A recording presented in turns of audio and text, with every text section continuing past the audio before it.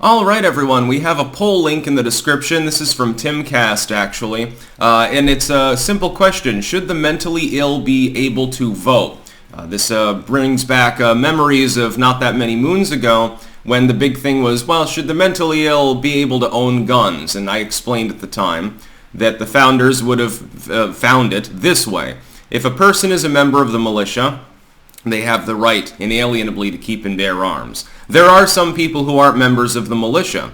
Active service soldiers, for example, when they're actually acting in their duty, they can't bear arms. Generally speaking, on military bases, the weapons are locked up, which, okay, there's a constitutional argument for that. I'm not really sure that it's really a problem. Obviously, they're on a military base and not, parading around in the streets with machine guns or something. I think that particular interpretation of the Constitution maybe goes a little bit far, actually. You're not a member of the militia if you're currently incarcerated. So if you're in jail, you don't have the right to carry a Glock around with you in the jail.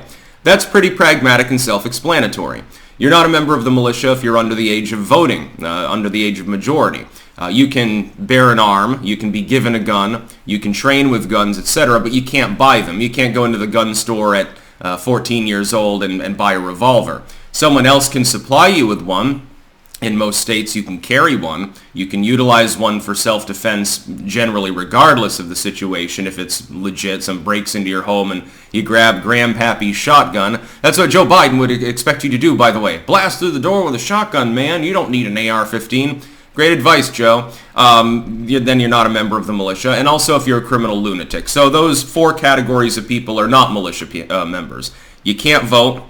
You're incarcerated. You're incapable of bearing arms because, you just can't because, you'd be in an asylum in yesteryear. Now you're doped up to the eyeballs and being watched or something in a halfway house, etc. The same holds true with voting. If a person is of the age of majority, and depending on the state, if they're not a felon, although again, I do believe in restoring felons' voting rights, unless, again, the person is a criminal lunatic. The founders would have found that the serial rapist who, beats up and assaults people and rapes them is a criminal lunatic. That's what they would have considered. Criminally lunatic behavior would have prevented them from being able to access a ballot box. They wouldn't have been able to vote. Mainly because they probably would have been locked up on the funny farm. Well, clearly there's no ballot box at the funny farm. If they did, it'd be a democratic vote harvest operation. Anyway, the mentally ill. The problem with the term is the same as for the purpose of firearm ownership. The concept of mental illness writ large now, in this particular time period, is nowhere near what it would have been considered in the late 1700s when the Constitution came into effect. So the idea of saying, now of course the Constitution later, the voting system changing, originally you had to be landed gentry in order to vote at all. They have expanded that definition and now anyone over the age of 18, again, with regards to everyone who's not a felon, they can vote. Some people dislike this situation. I would think that it would be more appropriate to tie it into whether the person is a productive asset to society. So is the person paying taxes, or are they mostly taking from the system? Well, if they're paying their taxes, then obviously they're probably not a criminal lunatic. They're probably not they're an asset to society. They're adding into it. They should have a right to determine in part the course of that society. The mentally ill label applies to large groups of people today that would not have been considered ill at all a couple of hundred years ago. People with depression, for example. Now, there's a difference between the severest depression, like, hey, this person has tried to off themselves 5 times in the last year, and just this person feels glum and takes antidepressants. While I think that there are better therapeutic methodologies to treat depression in general than simply doping somebody up, they're clearly, if they're a threat to anyone, it's only to themselves generally.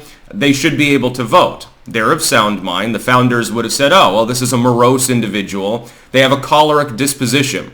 They would have administered emetics to them and purged them in order to try to balance the humors. They wouldn't have considered it to be a form of madness, a form of lunacy. Let's say that somebody's got ADHD, so they have trouble concentrating and shit. That would not have been considered an illness at all. Autism, unless it's profound autism, wouldn't have been considered an illness either. The person would have been considered awkward, they would have been considered quirky, but they wouldn't have been considered specifically ill. They would have taken some sort of vegetable medicine or something like that back in the early 1800s. They'd be going full-on Thomsonian and taking lobelia as an emetic or something. They would not have been on the funny farm. They would not have been in the poorhouse with lunatics or people like that. They wouldn't have been in jail. They simply would have been taking a pill once in a while, maybe, or they would have been completely untreated. Of course, you when you're working 12 hours a day, 5 days a week on Pappy's farm to grow radishes or something, you have less time to engage in mentally ill behavior. So I would say yes, the mentally ill should be able to vote and own guns, etc., etc., unless that mental illness would be defined as a form of madness specifically under the original interpretation of the Constitution a la the late 18th century. So people who are delusional, psychotics, people who engage in violent behavior, people who are incapable of being rational. So again, somebody with profound mental illness that is incapable of caring for themselves, their family is caring for them, or they're in state custody effectively in a nut house, they should not be able to vote. They would be considered to be lunatics. And you don't maybe like that term. It's politically incorrect. Whatever, that's fine. We're going full originalist on this. The originalist interpretation would be that about 99% of the people that are labeled mentally ill wouldn't have been considered ill at all. Again, most forms of depression, certainly seasonal affective, Asperger's syndrome, ADHD/ADD, narcissistic personality disorder. Okay, the person happens to be a bit of an asshole, but they wouldn't have been considered a lunatic in the 1700s. They would not have been. They might have been considered affected by the rays of the moon a little bit, but they weren't considered a threat, a menace to society. Depended on their behavior. That's the other aspect. Mostly, it was in the behavior itself, not in the brain scans or the chemical balance of the brain or something like that. That was judged back then. It would have been judged very symptomatically because that was their understanding of medicine writ large anyway. A person who was considered nuts, a person specifically who was a lunatic, manifested that lunacy in their behavior. So again, the person who is repeatedly attempting to hang themselves would not be measured the same. They wouldn't have been considered of the same class of ill as someone who simply feels down a lot and maybe self-medicates with weed or something like that. Anyway, you can replicate some aspects of mental illness just by, for instance, drinking or smoking marijuana. Would you argue that we should take away the ability to vote from everyone who sips on a six-pack on the weekend? I dare say that would be less popular than this, but nonetheless, when I go to the poll, I find, at least in this situation, that more than half of the people that are responding to this believe that the mentally ill should not be able to vote. It roughly mimics the ratio of those that think that they shouldn't be able to own guns. Well, as a person diagnosed with ADHD, etc., and rather grandiose and eccentric in general, I guess that people are saying to me that a Styx Hexenhammer should not be able to cast a ballot or own a firearm. That's interesting. I've never heard anyone with a firearm, and I think that my voting is reasonable. You'd have a better argument if you said that people that vote for zany third partyists like Mickey Mouse should be prevented from casting a ballot. By the way, it's just a very academic argument anyway. Clearly, we're not going to revert back to an older period in which less people are capable of voting. Again, the only adjustment that I can think of that would be remotely appropriate is to tie it in with whether that person pays taxes or gets money from the taxpayers at the end of the year on the basis that they have more skin in the game. They are a productive member of society. By the way, if you're a productive member of society, that's going to tie in with generally not being a lunatic. Lunatics don't, unless it's some crazy eccentric old dude that runs around playing with his science kits all the time and shouts, "Eureka, I found the solution, I found the cure."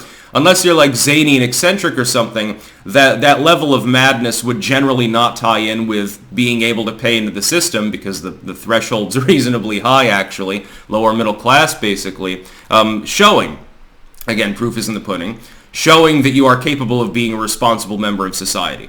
because you're earning a living. That's a mark of maturity. It's a mark you're participating in life, in the system. You should be able to do so civically, and certainly you should be able to be trusted with a firearm, etc. That's about all. Peace out.